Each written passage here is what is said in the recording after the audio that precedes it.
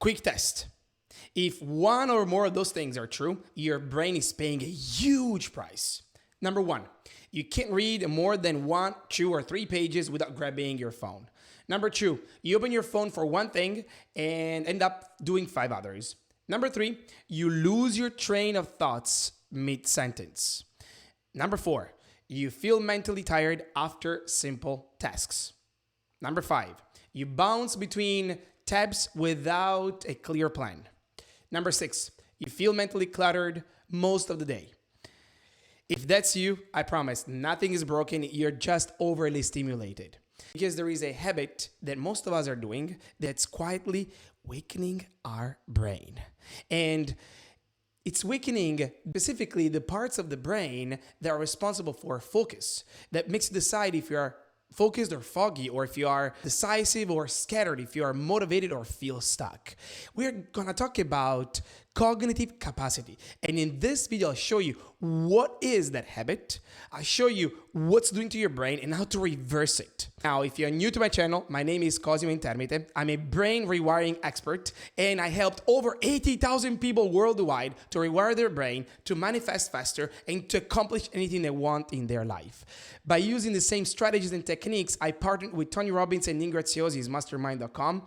And in this channel, you're gonna find anything about manifestation, how to be really practical into it, and how to use the most important currency of your life, which is your attention. Yes, I believe that the currency of life is not time, it's not money, but is attention. Because when you pay attention, there goes your time, your money, and your life flows to it. So let's start. One day I had a client and she came to me saying, Cosimo, I found you being a brain rewiring expert. A friend of mine recommended you. And I have a question for you. My brain doesn't work as well as it was before. Is it because I'm aging? Is it because I'm getting older? Is it because my brain doesn't work anymore? I have problem with simple things like focus and making decisions.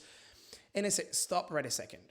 I'm going to give you an answer that maybe you wouldn't like, but it will really change your perspective. Your brain is not broken. I already told you this in the beginning of this video, but I told her your brain is really not broken. Actually, for the last 10 years, our brain is constantly creating this habit that now for everybody is normal, and that habit is doom scrolling, checking apps every 3 seconds, or waking up in the morning, checking your phone first, or really searching for novelty and that dopamine spike.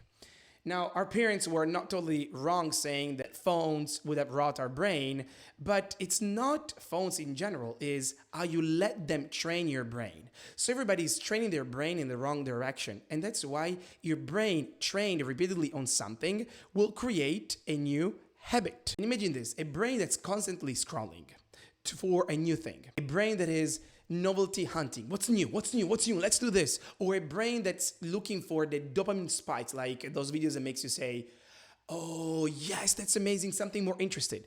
How easy that brain would read 3 pages, do a business plan, study for a certification, or even think about the future.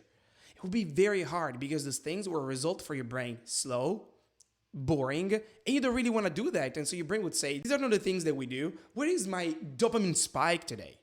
So the feeling of reading a line for 5 times, or checking your phone for one thing and then you find yourself doing other things, or stopping yourself in a mid-sentence as you're talking, it's not that your brain is broken, it's actually trained.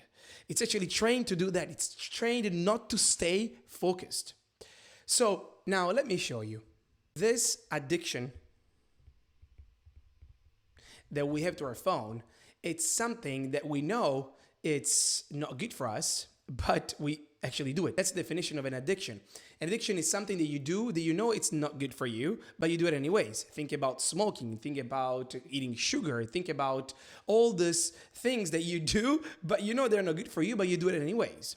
So we know it's not good for us, but we do it because we trained our brain to receive that kind of chemistry inside. Think about the nicotine that the cigarette has that your brain feels like you need it in the moment, so you have the urge to do that thing. Or think about feeling, I need a snack with some sugar, I need a donut. These are all like chemical that your brain knows the body has to receive and makes you think about to do it.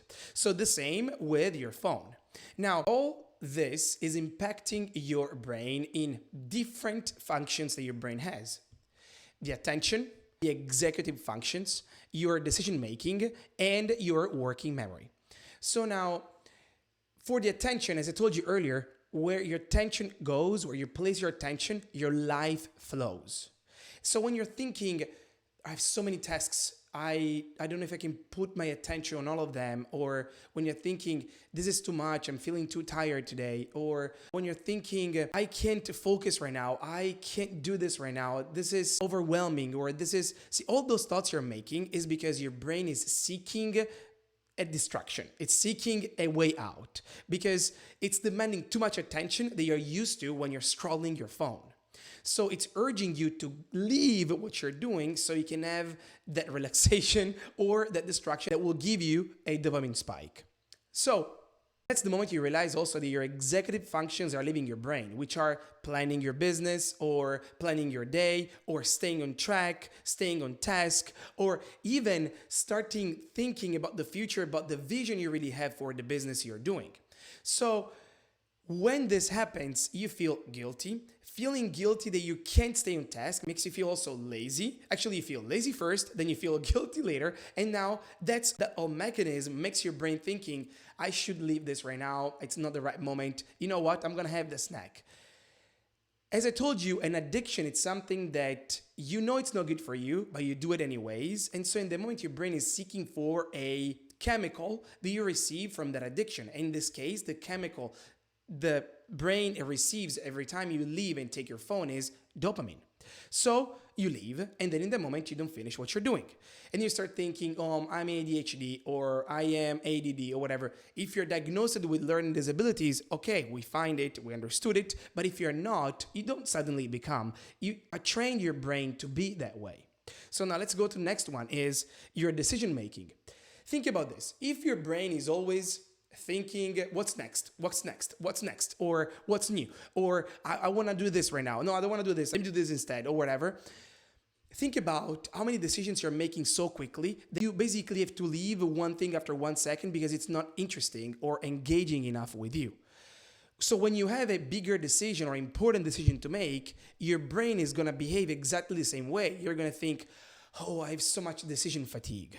This is so much for me to think about. And either you do an impulsive decision just to get rid of the feeling of feeling stuck. So in this case, you jump on the next shiny object, or you don't jump at all. You stay stuck in the same situation, and that makes you feel like I'm not doing nothing. I'm being a perfectionist. I'm being an overthinker. I'm being whatever.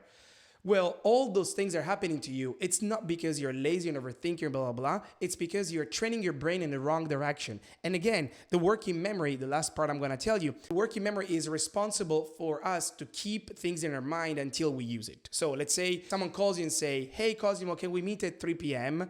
You put it in the calendar and then you just leave it. You need it until you put it on the calendar. If your working memory it's not working properly, meaning that you go on your phone with one thing, but then you ended up doing something else, that's actually bad for you because now you're going to spend more time on something that would have taken you maybe 5 minutes.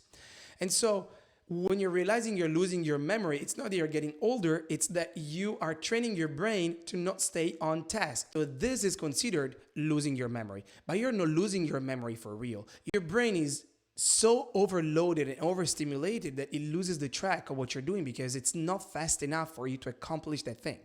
So now you say, but what if I accomplish that super fast? Well, that actually can do something because you're finishing something.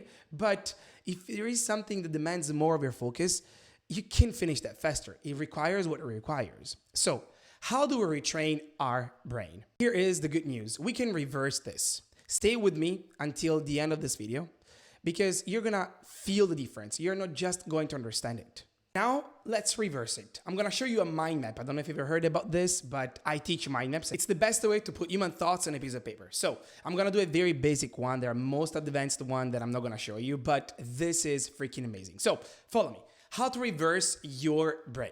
The very first thing we should do is to start doing deep work reps. So basically it's like 10 to 25 to 45 minutes of no notification, no tab switching, no check quickly this, no tabs opened. So basically you're totally focused on what you're doing and you're gonna finish that thing. And it's interesting because when you're doing this and you're accomplishing something, your brain is going to say, why don't you grab your phone? Why don't you eat some chocolate? Why don't you do this? In that moment, the fact you don't leave your space, you keep doing what you're doing, it's basically your addiction leaving your body. Every time you choose to stay there, you're choosing something different you would have done if you were just grabbing your phone or eating your chocolate or whatever snack you want to eat. So, very important. Now, it's important also in this part of the exercise, in this part of reversing your brain, it's important not to judge. So, imagine like you're going to the gym for the first time and you feel very tired after workout. Would you judge yourself? No. Then don't judge yourself struggling to do your focus reps. So just do it, and then you're going to become better and better and better. Then, number 2, how to train your working memory. Now, I'm a brain expert. I would say use memory techniques. If you don't know them, I'm going to post here something. And if you want some of them, just put in the comment memory techniques and I can do a video about it. It's freaking amazing what you can do with memory techniques. But now, this is the part that people really don't like doing it. And it requires like 10 minutes twice per week. If you have kids, it will be easier to do this. If you don't have them, it doesn't matter. Find a friend. Have you ever played the game matching? So you have different images and then you have to uncover what matches, you just take it. You have to memorize where those things are. Well, if you play that with your kids, you're basically working on your working memory. And by doing that repeatedly, your brain will expand your working memory. There are other exercises you can do, like memorizing some numbers or memorizing a deck of cards or memorizing also some new words in a language, like using Duolingo or using other things. So memory techniques will be the best to use, but if you don't have those, using your working memory this way will expand it, and also your attention and focus will expand. Next branch, no scroll mornings. What does that mean? Please wake up in the morning and instead of scrolling your freaking phone, go downstairs, drink some water, whatever you want to drink, take your coffee, and if you have a backyard, go outside and look outside. If you can walk outside with your coffee mug, do that. If you want to just, I would say, sit down and stay with yourself, enjoying that present moment. Sometimes when we start scrolling and seeing reels and everything, what you have to understand is that if you decide to scroll and see what other people are doing, you're giving a profound message to your brain that I just put here. That others' people's priorities are more important than yours. The way you start the morning will determine how you're going to be the whole day. You want to be a scattered person, putting other people's priorities up front, or you want to be a person that wants to have their priorities, their tasks up front. So do that. Then, number 4, build friction. So to build friction is basically you want to prevent yourself to get that phone, to get that snack, to get something, okay? So how do you do that? In the beginning, I used to give my phone to my wife. She's my coworker, and I said to her, if it is not urgent, I'm going to ask your phone. But the fact I have to get to the other part of the office to get my phone made me so lazy that I didn't want to get the phone, and I was keep doing what I was doing. So you have to make some physical changes, some physical frictions for your brain and for yourself that you overcome to take your phone. So you can do this also in another way. Let's say you're by yourself. The other way I would do it is I would put my phone into another room. And then if you work from home, in the kitchen, if you work in the office, in a locker room, whatever it is. So now you have to really stand up, bring in things with you, and then take your phone. That way you need to overcome so much that you wouldn't do it. And so you keep doing what you're doing. So build friction. I would also delete and put or hide some apps on your phone so they can distract you, and also put your phone in like black and white mode. Colors attract your interest. Black and white will diminish your interest. And last one is attention recovery window. So during the day, you should have some times in which you can reset your brain. In order to reset your brain, you can walk outside without listening to podcasts. You're walking outside, relaxing. You can put some music if you want to. That's really borderline. But if that makes you relaxed, just do it. Or you can sip your coffee by yourself. You can stare at the wall by yourself. This is something that your brain will say it's recharging, because staring at a wall, for example, it's very, very boring. So the soonest you start working again, you can't wait to go on the work you're doing to engage your brain again. But if you have been scrolling and your brain is here having fun, having those dopamine spikes and all of that, how much more are you willing to go and work on your project? You don't have that willingness to do it because your brain doesn't have the same dopamine you're receiving. Now, walking, watching the empty space, or doing something that recharges your body. In this case, I like walking, or if it is like raining or storms, hurricanes, whatever it is, you can't go outside, work out or do something that moves your body, okay? This way, more blood is going to flow to your brain. You're going to have more oxygen, and you can't wait to start again with that attention. So now, these are the 5 ways you can really rebuild and reverse and retrain your brain.